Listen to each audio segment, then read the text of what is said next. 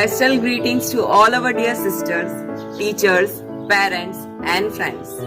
Today our St. Francis Convent School is celebrating its Patron's Day. St. Francis was born in Assisi, Italy 800 years ago. But still, because of his life-giving examples, he lives in the hearts of many. He is very prominent in the history of Christian spirituality. He has captured the hearts, minds and imaginations of the people of all nationalities and creeds through centuries.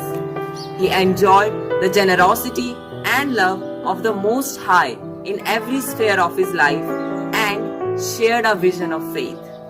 This faith helped him to respond to the promptings of the Spirit, and as a result, he became an effective instrument of the Holy Spirit in promoting the kingdom of peace and justice that the Christ had come to establish.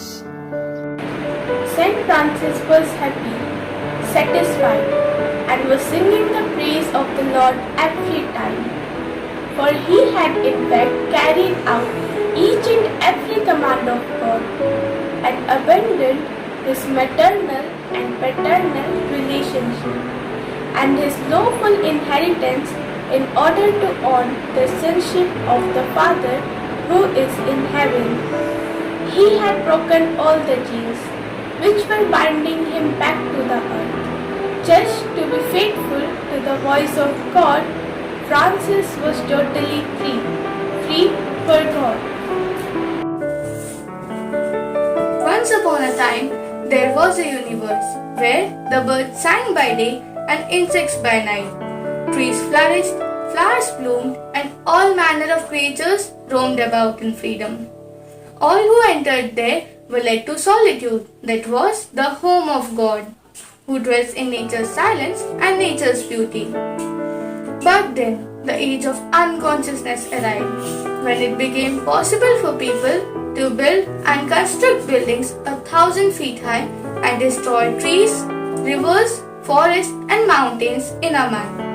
So, houses of worship were built from the wood of the forest trees and from the stone under the forest soil.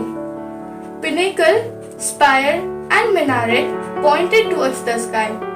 The air was filled with sound of bells, with prayers, chant, and exhaustion, and God was suddenly without a home. There came a Father Francis with full of love for nature.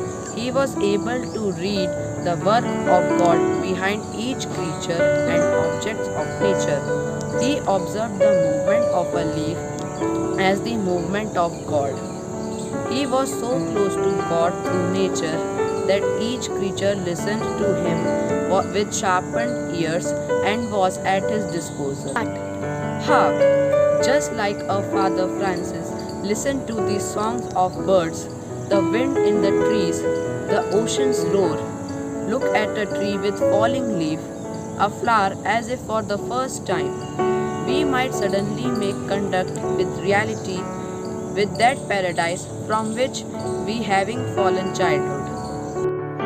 Dear friends, if our seraphic Father Francis lived today, he would have made a great revolution. It is our duty to protect our nature. There are so many starving children around us whose cries go unheard. Countless of animals are dying at every moment because there is nowhere left for them to go. People afraid to go to the sun because there are holes in ozone. They fear to breathe the air because there are chemicals in it. What a wonderful world it was, with great herds of animals, jungles, rainforests full of birds and butterflies. But now we wonder if all these will exist for our future generation or not. Saint Francis would tell us, if you don't know how to fix the holes in ozones, stop breaking it. If you don't know how to bring an animal back who is now extinct, stop killing them. If you don't know how to bring a forest back which once grew, stop deforestation. Just like St. Francis, let us try to love the nature and thus God, the Creator. Happy Peace to Peace you to all. all.